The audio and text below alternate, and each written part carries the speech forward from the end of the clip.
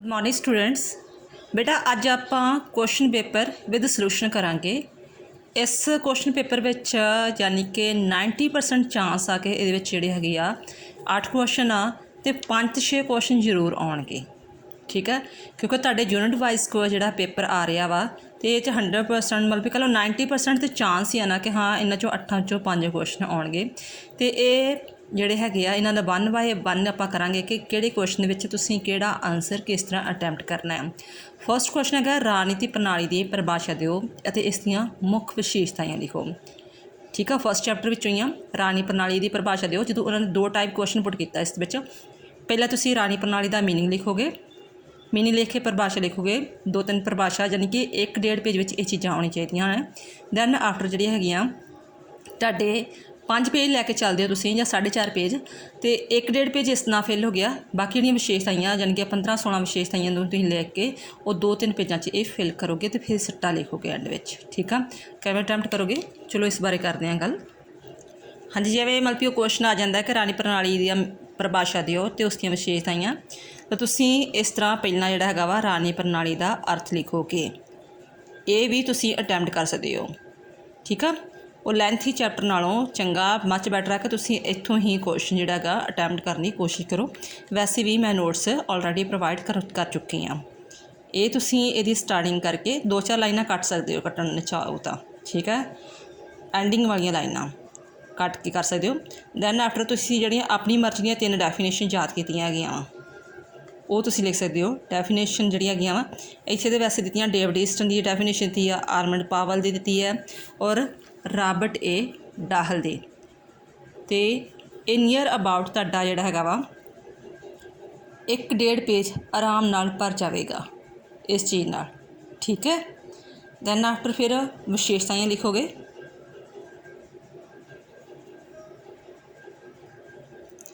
विशेषताएं राजनीति प्रणाली दी विशेषताएं ਜਾਂ ਇਹਨੂੰ ਕੰਪੋਨੈਂਟ ਵੀ ਬੋਲ ਸਕਦੇ ਆ, ਐਲੀਮੈਂਟਸ ਬੋਲ ਸਕਦੇ ਆ, ਤੱਤ ਕਹਿ ਸਕਦੇ ਆ। ਤੁਸੀਂ ਉੱਥੇ ਬੜਾ ਪੇਪਰ 'ਚ ਕਨਫਿਊਜ਼ ਨਹੀਂ ਹੋਣਾ ਹੈਗਾ ਕਿ ਹਾਂ ਵਿਸ਼ੇਸ਼ਤਾਵਾਂ ਨਹੀਂ ਆਈਆਂ, ਤੱਤ ਆ ਗਏ, ਹੁਣ ਅਸੀਂ ਕੀ ਲਿਖੀਏ। ਐਲੀਮੈਂਟਸ ਕਹਿ ਲਓ, ਤੱਤ ਕਹਿ ਲਓ, ਵਿਸ਼ੇਸ਼ਤਾਵਾਂ ਕਹਿ ਲਓ। ਉਸ ਕੁਐਸਚਨ ਨੂੰ ਮੈਂ ਬਾਰ-ਬਾਰ ਕਹਿ ਰਹੀ ਹਾਂ, ਹਿੰਦੀ 'ਚ ਵੀ ਪੜ੍ਹਨਾ, ਇੰਗਲਿਸ਼ ਵਿੱਚ ਪੜ੍ਹਨਾ, ਪੰਜਾਬੀ 'ਚ ਪੜ੍ਹਨਾ, ਅੰਡਰਸਟੈਂਡਿੰਗ ਕਰਨੀ ਆ। ਜੇਕਰ ਨਹੀਂ ਚੀਜ਼ ਸਮਝ ਲੱਗਦੀ ਆ ਤੇ ਜਿਹੜੇ ਸੁਪਰਵਾਈਜ਼ਰ ਦੀ ਡਿਊਟੀ ਲੱਗੀ ਹੁੰਦੀ ਆ ਉਸ ਚੀਜ਼ ਤੋਂ ਤੁਸੀਂ ਪੁੱਛ ਸਕਦੇ ਹੈਗੇ ਹੋ। ठीक है, तुहाडा राइट आ। तुसीं कोई क्वेश्चन की जिहड़ी कोई प्रॉब्लम आउंदी आ, तुहानूं वो कंसैप्ट नहीं क्लीयर होंदा, तुहानूं कह सकदे हो मैम प्लीज़ गूगल तो सर्च मार के सानूं इसका जस्ट स्पैसिफिक मीनिंग दस दो कि ये क्वेश्चन जिहड़ा हैगा ये विशेषतावां ही आ, जिहड़ा तत्त पुछिआ या कुछ भी इस तरह तुसीं जे तुहाडा मतलब कि सुपरवाइज कोऑपरेटिव आ तो वो तुहानूं इस चीज़ का दस्सेगा। ठीक है, ये मनुखी संबंध स्थाई नमूना विशेषतावां हो गईआं। फिर उचितापूर्ण शक्ति का प्रबंध, जो व्यापकता, उपप्रणालियां तो उन्हां दी आपसी निर्भरता, सीमावां दी होंद, अनुकूलता, रानी प्रणाली की सर्वव्यापकता, रानी संरचनावां की सर्वव्यापकता, रानी संरचनावां की बहुत कार्यक्षमता, तो अपने ये रानी कारजां की सर्वव्यापकता, रानी प्रणाली की मिलिया जुलिया स्वरूप, वातावरण का और इसका रानी प्रणाली का प्रभाव तो सिट्टा। बेटा मैं बार-बार कह रही, जो तुहाडा इस तरह मीनिंग वगैरह कोई क्वेश्चन आउंदा हुंदा वा, खास करके विशेषतावां उहदे विच मीनिंग डैफिनेशन जरूर लिखना हुंदा और हर क्वेश्चन का तुसीं सिट्टा जरूर लिखना हुंदा है। ये यूनीवर्सिटी का रूल है कि तुसीं जिहड़ा हैगा उस चीज़ का कनक्लूजन कढ़दे हो कि नहीं।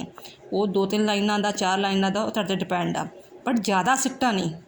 3-4 लाइनां तो ज़्यादा एक्सपैंड ना करो सिट्टे नूं। 3-4 लाइनां इनफ हुंदा है सिट्टे नूं लिखना जिहड़ा हैगा वा। मेन फोकस करना हुंदा तुसीं जिहड़े पॉइंट्स उत्ते, पॉइंट्स भी वध तो वध 2-3 लाइनां च एक्सप्लेन करो, मच बैटर आ। ठीक है, जे तुहाडी बहुत ज़्यादा हद दी स्पीड आ तो तुसीं 4 लाइनां च भी कर सकते हो, बट 2-3 लाइनां बहुत इनफ होंदी है, फिर ही तुहाडा पेपर कंप्लीट होंदा है। नैक्सट क्वेश्चन है राणी सभ्याचार का अर्थ दे किस्म। फिर उस तरह ही राणी सभ्याचार ये सैकेंड चैप्टर आ रहा तुहाडा, उस भी आप मीनिंग तो डैफिनेशन दसांगे, फिर उहदियां काइंड्स दसांगे। ठीक है, किस्मां तो भाव काइंड्स। किसी बच्चे ने पूछा सी मैडम चैप्टर बहुत लैंथी है, ये की होना है, तो ये जो सानू सिलेबस यूनीवर्सिटी ने किया, मैं जस्ट बेटा गुरु नानक देव यूनीवर्सिटी की गल कर रही हाँ, जो सानू उस गुरु नानक देव यूनीवर्सिटी के अकॉर्डिंग सिलेबस किया वा असी उस ही टॉपिक नूं तैयार करना है। ठीक है, महत्ता आलोचना तुसीं हरेक दी करनी जरूरी हुंदी है, क्योंकि आलोचनात्मक व्याख्या आ सकती है। इस क्वेश्चन किवें अटैम्प्ट करना वेखदे हां। हाँ जी, राणी सभ्याचार तो तुहाडा की भाव, तुसीं शॉर्ट क्वेश्चन तो अटैम्प्ट कर सकते हो। ठीक है, मीनिंग वगैरह तो फिर अपना इस तो मीनिंग वगैरह लै सकते हो। दैन आफ्टर जिहड़ियां डैफिनेशनस दो तो कंपलसरी होंदियां ना, 3 डैफिनेशन 4 डैफिनेशन याद करके आओ तो नियर अबाउट 3 डैफिनेशन लिखो। 2 तो हर हाल च कंपलसरी है। तो जेकर तो मतलब कि तुहानूं विद्वान का करैक्ट नाम आउंदा है तो विद्वान का नाम लिखो, नहीं तो लिख सकते हो किसी विद्वान अनुसार, फिर इनवर्टेड कॉमे ना पाओ। ठीक है, जेकर सेम टू सेम वर्डिंग आती है फिर इनवर्टेड कॉमे पाओ, अदरवाइज तुसीं लिख सकते हो किसी विद्वान अनुसार, ये चीज़ लिख सकते हो। ठीक है, ये चीज़ों जी है प्रॉपर इन्हां निक्के निक्के गल्लां दा ध्यान जरूर रखियो। इस तरह मीनिंग वगैरह अटैम्प्ट करके तो फिर तुसीं उहदियां किस्मां लिखोगे। इस तरह फिर इहदे नाल भी जिहड़ा हैगा वा 1.5 पेज फिल हो जाएगा। नैक्सट इसदियां किस्मां पढ़ते हैं।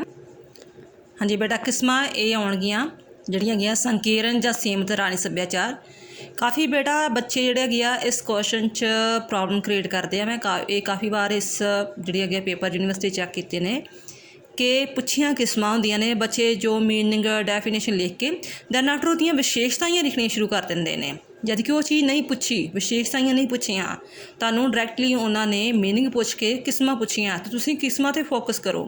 ठीक है, 10 नंबर का वो अटैम्प्ट करो, 10 नंबर की ये चीज़ अटैम्प्ट करो। तो ये तुहाड़ियां किस्मां आउणगियां। Kinds of the political culture तुसीं इन्हां नूं ही एक्सप्लेन करोगे। ठीक है बेटा, तो मैं बार बार कह रही हाँ हरेक जिहड़े है चैप्टर की मैं वीडियो अपलोड कर चुकी हाँ तो नोट्स भी प्रोवाइड कर चुकी हाँ। फिर भी किसी नूं किसी चीज़ का डाउट हो, कोई चीज़ नहीं समझ लगती, तुसीं कमेंट बॉक्स में लिख के दस दिओ, मैं उसका रिस्पॉन्स जरूर देवांगी।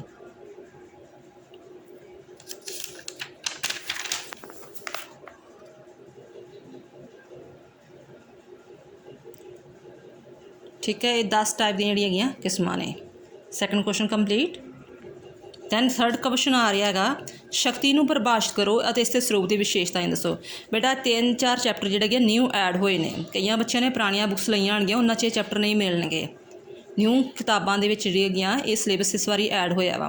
पावर तो तुहाडा की भाव है, पावर नूं डिफाइन करना, उसका स्वरूप अते विशेषताइयां दसणियां ने। ठीक है, ये सैकेंड यूनिट का चैप्टर वा। ये फस्ट यूनिट च पहले 2 क्वेश्चन आ गए, थर्ड चैप्टर जिहड़ा हैगा वा सैकेंड यूनिट का। इनू वेखदे किवें अटैम्प्ट करना है। हाँ जी, तुसीं शक्ति तो तुहाडा की भाव है, शक्ति बारे लिख के, ठीक है, इसनूं होर भी एक्सप्लेन करना चाहते हो तो कर सकते हो, नोट्स लिखे हुए आ, समझाया हुआ चैप्टर। दैन आफ्टर उहदियां 3 डैफिनेशन लिखोगे। ठीक है, फिर उस तो बाद उसियां पुछियां विशेषताइयां दे स्वरूप वो एक्सप्लेन करोगे। हाँ जी, की पुछया सी, शक्ति दीयां विशेषताइयां ते स्वरूप दसो, यानी कि भाव विशेषताइयां ते स्वरूप एक ही चीज़ ने। ठीक है, करैक्टरिस्टिक्स एंड नेचर एक ही चीज़ ने। इन्ना चीज़ ते बेटा कोई कन्फ्यूजन नहीं होना, कन्फ्यूज नहीं होना इस चीज़ पक्षों। ठीक है, ये कंसैप्ट क्लीयर रखना इस चीज़ का। स्वरूप की इस चीज़ वगैरह का, शक्ति दूजियां उत्ते अपनी इच्छा ठोसण की समर्था होंदी आ। शक्ति संबंधात्मक होंदी है, संबंधात्मक यानी कि जिथे भी 2 जाने होणगे, शक्ति नूं वरतण वाला ते शक्ति जिहदे उत्ते वरती जाती है, इंटरलेटेड होणगे, रिलेशन होवेगा। ठीक है, ठीक है, शक्ति स्थिति अनुसार अहुदे नाल बलदी रहिंदी है, चीज़ सारी समझाई हुई है। शक्ति के प्रयोग पर निर्भर करता है। इस ते भी 11 पॉइंट आ जाते हैं, यानी कि तुसीं 4-4.5 पेज आराम नाल फिल कर सकते हो। Next question. हाँ जी, नैक्सट क्वेश्चन है बेटा उच्चता की परिभाषा दिओ तो इसका स्वरूप और किस्मां दसो। ये च हुण 2 चीज़ां आ गईयां, स्वरूप ते किस्मां, यानी कि उहदियां विशेषताइयां दसांगे तो किस्मां दसांगे। ये भी चैप्टर नवां ऐड होया वा कि लैजिटिमेसी तो तुहाडा की भाव आ, उहनूं डिफाइन करोगे, दैन आफ्टर स्वरूप ते किस्मां। ठीक है, ये भी सैकेंड यूनिट का ही अगला चैप्टर वा। ठीक है, पढ़ते हैं इस चीज़ नूं, वेखदे हैं किवें करना है।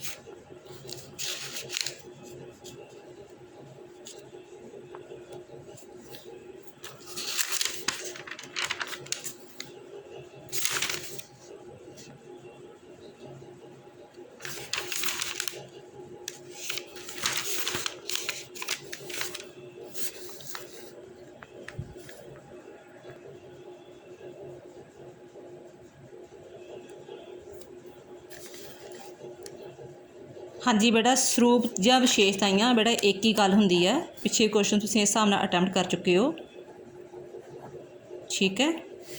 कि क्वेश्चन सानूं ये पुछया सी कि मीनिंग दसो उसका, तो उसका ਸਰੂਪ ਜਾਂ ਵਿਸ਼ੇਸ਼ਤਾਵਾਂ बारे वर्ण करो। तो ਸਰੂਪ जिहड़ा हैगा उर्जा विच विश्वास पैदा करने की योग्यता, उर्जा शक्ति के प्रयोग नूं घट करदी है।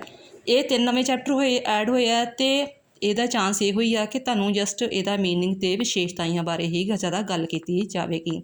ਜ਼ਿਆਦਾ ਇਹਦੇ ਵਿੱਚੋਂ ਟਫ ਕੁਐਸਚਨ ਨਹੀਂ ਪਾਇਆ ਜਾਏਗਾ। ਟਫ ਕੁਐਸਚਨ ਪਾਉਣ ਦੀ ਕੋਸ਼ਿਸ਼ ਕਰਨਗੇ ਜਿਹੜੇ ਪੁਰਾਣੇ ਚੈਪਟਰ ਨੇ, ਜਿਵੇਂ ਅਧਿਕਾਰ ਅਤੇ ਕਰਤੱਵ ਵਾਲੇ ਨੇ, ਉਦਾਰਵਾਦੀ ਚੈਪਟਰ ਨੇ, ਉਹਨਾਂ ਵਿੱਚੋਂ ਇਹਨਾਂ ਵਿੱਚ ਜਿਹੜੇ 3-4 ਚੈਪਟਰ ਐਡ ਹੋਏ ਆ ਉਹ ਜਸਟ ਈਜ਼ੀ ਹੀ ਕੁਐਸਚਨ ਅਟੈਂਪਟ ਕਰਨ ਦੀ ਕੋਸ਼ਿਸ਼ ਕਰਨਗੇ। ਇਹ ਤੁਹਾਡੇ ਹੋ ਗਏ ਇਹਦੀਆਂ ਵਿਸ਼ੇਸ਼ਤਾਵਾਂ, ਉੱਚਤਾ ਦੀ ਵਿਸ਼ੇਸ਼ਤਾਵਾਂ, ਠੀਕ ਆ। 8 टाइप दियाँ ने, ठीक है, नाल सिट्टा लिखोगे, ठीक है। चलो नैक्सट चैप्टर ते जाने, नैक्सट क्वेश्चन ते। सिट्टा बेटा हर एक क्वेश्चन का जरूर लिखना है, तो क्वेश्चन कोई नहीं छड्डना। वो भी वीडियो बेटा मैं अपलोड की हुई आ कि तुसीं पेपर नूं किवें अटैम्प्ट करना है, 3 आवर विच किवें अटैम्प्ट करना, वो वीडियो भी जरूर देख लिओ। नैक्सट है क्वेश्चन, ये बेटा अपने 2 यूनिट कंप्लीट हो गए। फस्ट यूनिट 'ਚ 2 क्वेश्चन, सैकेंड यूनिट 'ਚ 2 क्वेश्चन, नैक्सट थर्ड यूनिट 'ਚ अधिकार ਅਤੇ ਕਰਤਾਵਾਂ ਨੂੰ ਪਰਿਭਾਸ਼ਿਤ ਕਰੋ ਤੇ ਦੋਨਾਂ 'ਚ ਆਪਸੀ ਰਿਸ਼ਤਿਆਂ ਦੀ ਵਿਆਖਿਆ ਕਰੋ। ਅਧਿਕਾਰਾਂ ਅਤੇ ਕਰਤਾਵਾਂ ਨੂੰ ਪਰਿਭਾਸ਼ਿਤ ਕਰੋ। ਬੇਟਾ ਪਹਿਲਾਂ ਅਧਿਕਾਰਾਂ ਬਾਰੇ ਵਰਣਨ ਕਰੋਗੇ, ਉਹਦੇ 1-2 ਡੈਫੀਨੇਸ਼ਨ ਦੱਸੋਗੇ। ਕਰਤਾਵਾਂ ਬਾਰੇ ਵਰਣਨ ਕਰੋਗੇ, ਉਹਦੀ 1-2 ਕਰਤਾਵਾਂ ਦਾ ਮੀਨਿੰਗ ਦੱਸੋਗੇ ਨਾ, ਡਿਊਟੀਜ਼ ਕੀ ਨੇ, ਠੀਕ ਆ, ਉਹਨਾਂ ਦਾ ਮੀਨਿੰਗ ਦੱਸ ਕੇ ਅਤੇ ਉਹਨੂੰ 1-2 ਡੈਫੀਨੇਸ਼ਨ ਦੱਸੋਗੇ। ਦੈਨ ਆਫਟਰ ਉਹਨਾਂ ਦੇ ਦੋਨਾਂ 'ਚ ਆਪਸੀ ਰਿਸ਼ਤੇ ਦੀ ਵਿਆਖਿਆ ਕਰੋ। ਇਹ ਤੁਸੀਂ ਇਹਦੇ ਬਾਰੇ ਵਰਣਨ ਕਰੋਗੇ। ਇਹ ਕਿਵੇਂ ਕਰਨਾ ਹੈ ਦੱਸਦੀ ਹਾਂ ਤੁਹਾਨੂੰ ਮੈਂ। ਹਾਂਜੀ ਬੇਟਾ, ਇਹ ਕੁਐਸਚਨ ਕਈ ਟਾਈਪ ਨਾਲ ਬਣ ਕੇ ਆ ਜਾਂਦਾ ਹੈ ਕਿ ਅਧਿਕਾਰ ਅਤੇ ਕਰਤਾਵਾਂ ਦੇ ਆਪਸੀ ਸੰਬੰਧਾਂ ਦਾ ਵਰਣਨ ਕਰੋ। ਇੱਕ ਸਿੱਕੇ ਦੇ 2 ਪਾਸੇ ਹਨ, ਆਪਸ ਵਿੱਚ ਸੰਬੰਧਿਤ ਹਨ, ਇੱਕ ਪਟੜੀ ਦੀਆਂ 2 ਲਾਈਨਾਂ ਹਨ, ਠੀਕ ਹੈ ਨਾ, ਸਰੀਰ ਅਤੇ ਆਤਮਾ ਹਨ। ਯਾਨੀ ਕਿ ਕਿਸੇ ਵੀ ਟਾਈਪ ਨਾਲ ਇਹ ਕੁਐਸਚਨ ਵਗੈਰਾ ਬਣ ਕੇ ਆ ਸਕਦਾ। ਕਹਿਣ ਦਾ ਭਾਵ ਤੁਸੀਂ ਉਸ ਚੀਜ਼ ਵਿੱਚ ਇਹ ਵੇਖਣਾ ਕਿ ਅਧਿਕਾਰ ਬਾਰੇ ਗੱਲ ਕਹੀ ਆ, ਕਰਤੱਵ ਬਾਰੇ ਗੱਲ ਕਹੀ ਆ, ਦੈਨ ਆਫਟਰ ਉਹਦੇ ਸੰਬੰਧਾਂ ਬਾਰੇ ਗੱਲ ਕਹੀ ਆ, ਫਿਰ ਤੁਸੀਂ ਉਹਨਾਂ ਦੇ ਸੰਬੰਧਾਂ ਬਾਰੇ ਗੱਲ ਕਰਨੀ ਹੈਗੀ ਆ। ਤੋ ਮੀਨਿੰਗ ਅਤੇ ਡੈਫੀਨੇਸ਼ਨ ਤੁਸੀਂ ਪਹਿਲਾਂ ਹੀ ਜਾਣ ਚੁੱਕੇ ਹੋ ਕਿ ਕਿਵੇਂ ਲਿਖਣਾ ਹੈਗਾ ਵਾ। ਹਾਂਜੀ, ਇਹ ਸਟਾਰਟ ਹੋਣਗੇ। ਮੇਰਾ ਅਧਿਕਾਰ ਤੁਹਾਡਾ ਕਰਤੱਵ ਹੈ। ਮੇਰਾ ਅਧਿਕਾਰ ਵਿੱਚ ਮੇਰਾ ਇਹ ਕਰਤੱਵ ਛੁਪਿਆ ਹੋਇਆ ਕਿ ਮੈਂ ਆਪਣੇ ਅਧਿਕਾਰਾਂ ਦੇ ਸਮਾਨ ਤੁਹਾਡੇ ਅਧਿਕਾਰਾਂ ਨੂੰ ਸਵੀਕਾਰ ਕਰਾਂ। ਅਤੇ ਫਿਰ ਅੱਗੋਂ ਇਸ ਤਰ੍ਹਾਂ ਆ ਜਾਂਦਾ ਵਾ, ਅਧਿਕਾਰਾਂ ਦੇ ਕਰਤੱਵਾਂ ਨਾਲ ਚੱਲਦੇ ਹਨ। ਮੇਰਾ ਅਧਿਕਾਰ ਦੂਸਰੇ ਦਾ ਕਰਤੱਵ ਹੈ, ਮੇਰੇ ਅਧਿਕਾਰ ਮੇਰਾ ਕਰਤੱਵ ਵੀ ਹੈ। ਅਧਿਕਾਰਾਂ ਦਾ ਪ੍ਰਯੋਗ ਸਮਾਜਿਕ ਭਲਾਈ ਲਈ ਕੀਤਾ ਜਾਂਦਾ। ਇਹਨਾਂ ਪੁਆਇੰਟਸ ਨੂੰ ਤੁਸੀਂ ਐਕਸਪਲੇਨ ਕਰਨਾ ਹੈ ਅਤੇ ਇਹਦੇ ਵਿੱਚ ਜ਼ਿਆਦਾ ਗੱਪ ਨਹੀਂ ਮਾਰਨੇ, ਠੀਕ ਹੈ। ਵਰਡਿੰਗ ਨੂੰ ਥੋੜ੍ਹਾ ਧਿਆਨ ਨਾਲ ਇਸ ਚੈਪਟਰ ਨੂੰ ਯਾਦ ਕਰ ਲਿਓ ਅਤੇ 3-4 ਲਾਈਨਾਂ ਦਾ ਐਕਸਪਲੇਨੇਸ਼ਨ ਇਹਦੇ ਵਿੱਚ ਹੋਣੀ ਚਾਹੀਦੀ ਆ। ਐਕਸਪਲੇਨੇਸ਼ਨ ਵਧੀਆ ਹੋਣੀ ਚਾਹੀਦੀ ਹੈ ਇਹਦੇ ਵਿੱਚ, ਠੀਕ ਹੈ। ਨੈਕਸਟ ਹੈ ਇਹਦੇ ਪੁਆਇੰਟਸ।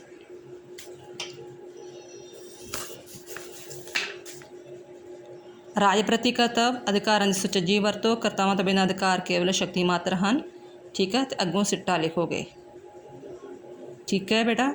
ਇਹ ਚੀਜ਼ ਨੂੰ ਧਿਆਨ ਨਾਲ ਕਰਿਓ। ਜੇ ਹੋਰ ਕਿਸੇ ਕੋਲ ਵੀ ਇਸ ਤੋਂ ਵੀ ਜ਼ਿਆਦਾ ਪੁਆਇੰਟਸ ਬਣਦੇ ਤਾਂ ਉਹ ਬਣਾ ਸਕਦਾ ਹੈ। ਨੈਕਸਟ ਕੁਐਸਚਨ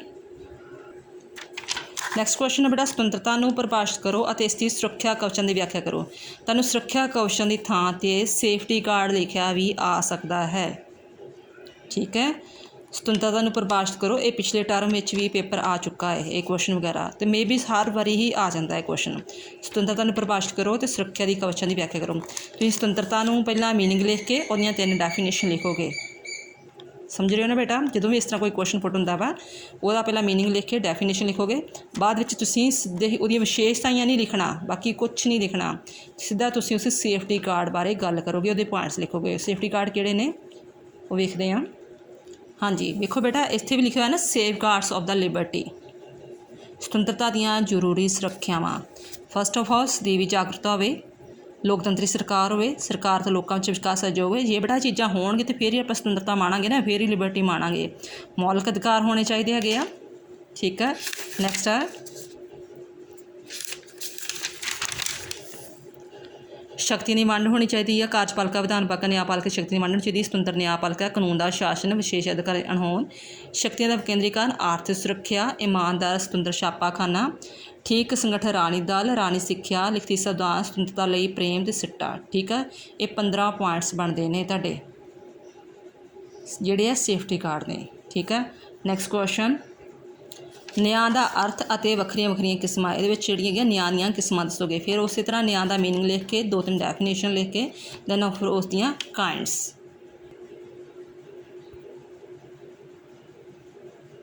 ਹਾਂਜੀ, ਨਿਆਂ ਦੀਆਂ ਕਿਸਮਾਂ ਕੀ ਆ? ਨਿਆਂ ਦੇ ਭਿੰਨ ਪੱਖ ਜਾਂ ਰੂਪ ਕਹਿ ਸਕਦੇ ਹੋ, ਜਾਂ ਵੈਰੀਅਸ ਡਾਇਮੈਂਸ਼ਨ ਕਹਿ ਲਓ, ਫਾਰਮਸ ਕਹਿ ਲਓ, ਕਾਇੰਡਸ ਕਹਿ ਲਓ, ਇੱਕ ਹੀ ਚੀਜ਼ ਆ। ਕਿਹੜੇ ਕਿਹੜੇ? ਕਾਨੂੰਨੀ ਪੱਖ ਤੌਰ 'ਤੇ, ਰਾਣੀ ਪੱਖ ਤੌਰ 'ਤੇ, ਸਮਾਜਿਕ ਪੱਖ 'ਤੇ ਜਾਂ ਰਾਜਨੀਤਿਕ ਪੱਖ ਤੌਰ 'ਤੇ। ਅਤੇ ਬੇਟਾ ਇਹਦੇ ਵਿੱਚ ਕਾਫੀ ਪੁਆਇੰਟਸ ਹੋਣਗੇ, ਬਟ ਤੁਸੀਂ ਇਹ ਕਰ ਸਕਦੇ ਹੋ, ਇਹਨਾਂ ਵਿੱਚੋਂ 5 ਪੁਆਇੰਟਸ ਲੈ ਸਕਦੇ ਹੋ। ਠੀਕ ਹੈ, ਕਾਨੂੰਨੀ ਪੱਖ ਦੇ 5 ਪੁਆਇੰਟ, ਰਾਜਨੀਤਿਕ ਪੱਖ ਦੇ, ਸਮਾਜਿਕ ਦੇ, ਜਿਵੇਂ ਮੰਨ ਲਓ ਕਿ ਮੈਂ ਇੱਥੇ ਆਰਥਿਕ ਬਾਰੇ ਗੱਲ ਕਰ ਰਹੀ ਹਾਂ, ਤਾਂ ਉਹਨੂੰ ਰੋਟੀ ਕਮਾਉਣ ਦਾ ਅਧਿਕਾਰ ਹੋਵੇ, ਉਹਦਾ ਕੰਮ ਮਜ਼ਦੂਰੀ ਨਿਸ਼ਚਿਤ ਹੋਵੇ ਅਤੇ ਰੁਜ਼ਗਾਰ ਨਿਸ਼ਚਿਤ ਹੋਵੇ, ਆਰਥਿਕ ਸੁਰੱਖਿਆ ਹੋਵੇ। ਸਮਾਜਿਕ ਪੱਖ ਉੱਤੇ ਕੋਈ ਭੇਦ ਨਾ ਕੀਤਾ ਜਾਂਦਾ ਹੋਵੇ। ਰਾਜਨੀਤਿਕ ਪੱਖ ਜਿਵੇਂ ਉਹਨੂੰ ਵੋਟ ਦਾ ਅਧਿਕਾਰ ਹੋਵੇ, ਦਲ ਬਣਾਉਣ ਦਾ ਅਧਿਕਾਰ ਹੋਵੇ। ਕਾਨੂੰਨੀ ਪੱਖ ਇਸੇ ਤਰ੍ਹਾਂ ਹੀ ਇਹਨਾਂ ਚਾਰਾਂ ਦੇ 5 ਪੁਆਇੰਟ ਬਣਾ ਸਕਦੇ ਹੋ, ਜਾਣੀ ਕਿ 20 ਪੁਆਇੰਟ ਬਣ ਜਾਂਦੇ ਨੇ। 20 ਪੁਆਇੰਟਸ ਵਗੈਰਾ ਬਣ ਜਾਂਦੇ ਨੇ। ਅਤੇ ਜੇ 4 ਵੀ ਕਰਨੇ ਹੋ ਤੁਹਾਡੀ ਮਰਜ਼ੀ। ਠੀਕ ਹੈ, ਵੈਸੇ ਤਾਂ ਬੁੱਕ ਵਿੱਚ ਕਾਫੀ ਐਕਸਪਲੇਨ ਕੀਤਾ ਹੈਗਾ ਵਾ, ਅਤੇ ਤੁਸੀਂ ਆਪਣੀ ਮਰਜ਼ੀ ਦੇ ਨਾਲ ਜਿਹੜਾ ਹੈਗਾ ਵਾ ਨਿਆਂ ਦਾ ਕਾਨੂੰਨੀ ਪੱਖ ਆਪਣੇ ਹਿਸਾਬ ਦੇ ਨਾਲ ਥੋੜ੍ਹੇ ਇਹਨੂੰ ਸਮ ਅਪ ਕਰ ਸਕਦੇ ਹੋ। ਠੀਕ ਹੈ, ਸ਼ਰਤਾਂ ਲਿਖਣ ਦੀ ਲੋੜ ਨਹੀਂ, ਕਿੰਨੇ ਕਾਨੂੰਨੀ ਨਿਆਂ ਬਣਾਉਣ ਵਿੱਚ ਕਿੰਨੇ ਕੀ ਸ਼ਰਤਾਂ ਨੇ, ਬਸ ਨਿਆਂ ਦਾ ਕਾਨੂੰਨੀ ਪੱਖ ਲਿਖੋ। ਦੈਨ ਆਫਟਰ ਰਾਜਨੀਤਿਕ ਪੱਖ, ਰਾਣੀ ਪੱਖ ਵਿੱਚ ਜਿਹੜੀਆਂ ਹੈਗੀਆਂ ਉਹਦੇ ਪੁਆਇੰਟਸ ਵਗੈਰਾ ਹੋ ਗਏ। ਠੀਕ ਹੈ, ਫਿਰ ਦੈਨ ਆਫਟਰ ਜਿਹੜੇ ਹੈਗੇ ਆ ਸਮਾਜਿਕ ਪੱਖ ਦੇ ਜਿਹੜੇ ਹੈਗੇ ਆ ਕੁਝ ਪੁਆਇੰਟਸ ਵਗੈਰਾ, 5 ਪੁਆਇੰਟਸ ਵਗੈਰਾ ਲੈ ਲਓ, 5-6 ਪੁਆਇੰਟਸ। ਆਰਥਿਕ ਪੱਖ ਇਹ ਨਹੀਂ ਬੜਾ ਕਰਨਾ, ਜਦੋਂ ਆਪਾਂ ਕਹਿ ਦਿੰਦੇ ਹਾਂ ਕਿ ਨਿਆਂ ਦੇ ਪੱਖ ਦੱਸੋ ਵੱਖਰੇ ਵੱਖਰੇ, ਅਤੇ ਤੁਸੀਂ ਮੰਨ ਲਓ ਜੇ ਰਾਜਨੀਤਿਕ ਆ, ਮੈਨੂੰ ਉਹਦੇ 15-16 ਪੁਆਇੰਟਸ ਹੁੰਦੇ ਅਤੇ ਮੈਂ ਉਹਦੇ ਸਾਰੇ 15-16 ਪੁਆਇੰਟਸ ਐਕਸਪਲੇਨ ਕਰਦਾ ਅਤੇ ਮੇਰੇ ਆਰਥਿਕ ਸਮਾਜਿਕ ਪੱਖ ਰਹਿ ਹੀ ਜਾਣ, ਫਿਰ ਉਹ ਤੁਹਾਡਾ ਜਿਹੜੇ ਨੰਬਰ ਨਹੀਂ ਪੂਰੇ ਦੇਣਗੇ। ਠੀਕ ਆ, ਜਿਸ ਤਰ੍ਹਾਂ ਵੀ ਕੁਐਸਚਨ ਪੁੱਟ ਕੀਤਾ ਹੁੰਦਾ ਉਸੇ ਤਰ੍ਹਾਂ ਹੀ ਅਟੈਂਪਟ ਕਰਨਾ ਜ਼ਰੂਰੀ ਹੁੰਦਾ ਹੈ। ਜੇ ਉਹਨਾਂ ਕਿਹਾ ਨਿਆਂ ਦੇ ਸਾਰੇ ਪੱਖ ਦੱਸੋ ਅਤੇ ਫਿਰ ਤੁਸੀਂ ਉਹਦੇ 4 ਪੁਆਇੰਟ ਕਰੋਗੇ। ਜੇ ਕਿ ਜਸਟ ਉਹ ਕਹਿ ਰਿਹਾ ਕਿ ਆਰਥਿਕ ਨਿਆਂ ਬਾਰੇ ਦੱਸੋ, ਫਿਰ ਤੁਸੀਂ ਠੀਕ ਉਹਦੇ 15-16 ਪੁਆਇੰਟ ਬਣਦੇ ਤਾਂ ਉਹ ਆਰਥਿਕ ਨਿਆਂ ਬਾਰੇ ਗੱਲ ਕਰੋ। ਗੱਲ ਮੇਰੀ ਬੇਟਾ ਸਮਝ ਆ ਰਹੀ ਹੈ? ਅਤੇ ਕਮੈਂਟ ਵਿੱਚ ਬਾਕਸ ਵਿੱਚ ਲਿਖਣਾ ਯੈਸ ਮੈਮ, ਕਿ ਹਾਂ ਸਾਨੂੰ ਜੋ ਵੀ ਤੁਸੀਂ ਸਮਝਾਇਆ ਉਹ ਚੀਜ਼ ਦੀ ਸਮਝ ਆ ਗਈ, ਤਾਂ ਜੋ ਮੈਨੂੰ ਵੀ ਥੋੜ੍ਹੀ ਜਿਹੀ ਚੀਜ਼ ਦੀ ਤਸੱਲੀ ਹੋ ਜੇ, ਸਰਟੀਫਿਕੇਸ਼ਨ ਹੋ ਜੇ ਕਿ ਜੋ ਮੈਂ ਮਿਹਨਤ ਕਰ ਰਹੀ ਹਾਂ ਤੁਹਾਡੇ 'ਤੇ, ਤੁਸੀਂ ਮੇਰੇ ਨਾਊਨ ਵਿੱਚ ਹੋ ਜਾਂ ਅਨਨਾਊਨ ਵਿੱਚ ਹੋ, ਬਟ ਹੈ ਤਾਂ ਮੇਰੇ ਸਟੂਡੈਂਟ ਬੱਚੇ ਹੋ, ਕਿ ਤੁਹਾਨੂੰ ਉਹ ਚੀਜ਼ ਦੀ ਸਮਝ ਆ ਰਹੀ ਹੈ। ਠੀਕ ਹੈ, ਆਪਣਾ ਮੋਟੋ ਇਹੀ ਆ, ਈਚ ਵਨ ਅਤੇ ਟੀਚ ਵਨ। ਹਾਂਜੀ, ਲਾਸਟ ਕੁਐਸਚਨ, ਲੋਕਤੰਤਰ ਦੇ ਉਦਾਰਵਾਦੀ ਸਿਧਾਂਤਾਂ ਦੀ ਆਲੋਚਨਾਤਮਕ ਚਰਚਾ ਕਰੋ। ਇਸ ਚੀਜ਼ ਨੂੰ ਥੋੜ੍ਹਾ ਧਿਆਨ ਵੇਖਿਓ, ਇਹਦੇ ਵਿੱਚ ਆਪਾਂ ਡੈਫੀਨੇਸ਼ਨ ਨਹੀਂ ਲਿਖਣੀ ਆ, ਜਸਟ ਲੋਕਤੰਤਰੀ ਉਦਾਰਵਾਦੀ ਥੋੜ੍ਹਾ ਜਿਹਾ ਦੱਸ ਕੇ ਉਹਦੀ ਆਲੋਚਨਾ ਕਰਨੀ ਆ ਅਤੇ ਮਹੱਤਤਾ ਲਿਖਣੀ ਆ। ਕਈ ਬੱਚੇ ਬੇਟਾ ਕੀ ਕਰਦੇ ਨੇ, ਜਦੋਂ ਆਲੋਚਨਾਤਮਕ ਹੁੰਦਾ ਹੈ ਬੇਟਾ, ਇਹ ਚੀਜ਼ ਦਾ ਰੱਖਿਓ, ਜਦੋਂ ਤਮਕ ਤੱਤਾ ਮੰਮਾ ਕੱਕਾ ਤਮਕ ਇਹ ਚੀਜ਼ ਆ ਜਾਂਦੀ ਆ, ਉਦੋਂ ਤੁਸੀਂ ਆਲੋਚਨਾ ਵੀ ਲਿਖਣੀ ਹੁੰਦੀ ਆ, ਮਹੱਤਤਾ ਵੀ ਲਿਖਣੀ ਹੁੰਦੀ ਆ। ਜੇ ਇਹਦੇ ਜਸਟ ਇਕੱਲੀ ਆਲੋਚਨਾ ਆਉਂਦੀ ਆ ਤਾਂ ਤੁਸੀਂ ਆਲੋਚਨਾ ਲਿਖੋ। ਠੀਕ ਹੈ, ਆਲੋਚਨਾ ਦੇ ਪੁਆਇੰਟ। ਬਟ ਜੇ ਕਹਿੰਦਾ ਆਲੋਚਨਾਤਮਕ ਕਰਨੀ ਆ ਤਾਂ ਫਿਰ ਤੁਸੀਂ ਉਹਦੀ ਆਲੋਚਨਾ ਵੀ ਕਰਨੀ ਹੁੰਦੀ ਹੈ ਅਤੇ ਮਹੱਤਤਾ ਵੀ ਲਿਖਣੀ ਹੁੰਦੀ ਹੈ। ਠੀਕ ਹੈ, ਉਹ ਕਿਵੇਂ ਕਰਨਾ ਵੇਖਦੇ ਹਾਂ। ਹਾਂਜੀ ਬੇਟਾ, ਇਹਦੇ ਵਿੱਚ ਕੀ ਆ ਕਿ ਉਹ ਮਹੱਤਤਾ ਦੇ ਪੁਆਇੰਟ ਨਹੀਂ ਦਿੱਤੇ, ਬਟ ਵਿਸ਼ੇਸ਼ਤਾਈਆਂ ਵਿੱਚ ਮਹੱਤਤਾ ਵਾਲੀ ਗੱਲ ਕੀਤੀ ਹੈਗੀ ਆ, ਅਤੇ ਤੁਸੀਂ ਇਹਦੀਆਂ ਵਿਸ਼ੇਸ਼ਤਾਈਆਂ ਹੀ ਲਿਖ ਦੇਣੀਆਂ। 10 ਪੁਆਇੰਟ ਤੁਸੀਂ ਵਿਸ਼ੇਸ਼ਤਾਈਆਂ ਦੇ ਲਿਖ ਦੋਗੇ, ਉਦਾਰਵਾਦੀ ਲੋਕਤੰਤਰ ਦੀਆਂ ਵਿਸ਼ੇਸ਼ਤਾਈਆਂ। ਠੀਕ ਆ, 10 ਨੀਅਰ ਅਬਾਊਟ 10 ਪੁਆਇੰਟਸ ਵਿਸ਼ੇਸ਼ਤਾਈਆਂ ਦੇ ਲਿਖ ਕੇ, ਜੋ ਵੀ ਤੁਹਾਨੂੰ ਈਜ਼ੀ ਸਮਝ ਲੱਗਦੇ ਨੇ। ਦੈਨ ਆਫਟਰ ਇਸ ਦੀ ਤੁਸੀਂ ਆਲੋਚਨਾ ਕਰੋਗੇ। ਠੀਕ ਆ, ਆਲੋਚਨਾ ਕਰੋਗੇ ਫਿਰ ਇਸ ਚੀਜ਼ ਦੀ, ਅਤੇ ਫਿਰ ਤੁਸੀਂ ਸਿੱਟੇ ਵਿੱਚ ਜਿਹੜਾ ਅਗਰ ਰਲਵਾਂ ਮਿਲਵਾ ਜਵਾਬ ਦੱਸੋਗੇ ਕਿ ਕੁਝ ਠੀਕ ਹੈ ਕਮਜ਼ੋਰੀਆਂ ਹੈਗੀਆਂ ਨੇ, ਬਟ ਉਦਾਰਵਾਦੀ ਲੋਕਤੰਤਰ ਦੀ ਮਹੱਤਤਾ ਜ਼ਿਆਦਾ ਵਾ। ਇਸ ਕਰਕੇ ਅੱਜ ਪੂਰੇ ਸਮਾਜ ਵਿੱਚ ਲੋਕ ਜਿਹੜੇ ਉਦਾਰਵਾਦੀ ਲੋਕਤੰਤਰ ਵੱਲ ਝੁਕਦੇ ਜਾ ਰਹੇ ਨੇ। ਇਵਨ ਕਿ ਜਿਹੜੀਆਂ ਸਾਮਵਾਦੀ ਦੇਸ਼ ਆ, ਮਾਰਕਸਵਾਦੀ ਦੇਸ਼ ਆ, ਉਹ ਵੀ ਉਦਾਰਵਾਦੀ ਲੋਕਤੰਤਰ ਅਪਣਾ ਰਹੇ ਨੇ। ਠੀਕ ਆ, ਇਸ ਤਰ੍ਹਾਂ ਮਤਲਬ ਉਹਦੇ 20 ਪੁਆਇੰਟ ਹੀ ਅਤੇ 15 ਪੁਆਇੰਟ ਇਸ ਤਰ੍ਹਾਂ ਤਾਂ ਨਹੀਂ ਤੁਸੀਂ ਹੁਣ 30-35 ਪੁਆਇੰਟ ਲਿਖੋਗੇ ਤੁਸੀਂ, ਕਿ 10 ਪੁਆਇੰਟ ਉਹਦੇ ਲਿਖੋ, 10 ਪੁਆਇੰਟ ਇਹਦੇ ਲਿਖੋ, ਸਿੱਟਾ ਲਿਖੋ, ਮੀਨਿੰਗ ਲਿਖੋ, ਕੁਐਸਚਨ ਤੁਹਾਡਾ ਕੰਪਲੀਟ ਇਨਫ। ਅਤੇ ਬਸ ਇਹੋ ਕਹਿੰਦੀ ਹਾਂ, ਬੈਸਟ ਆਫ ਲੱਕ ਬੇਟਾ, ਥੈਂਕ ਯੂ।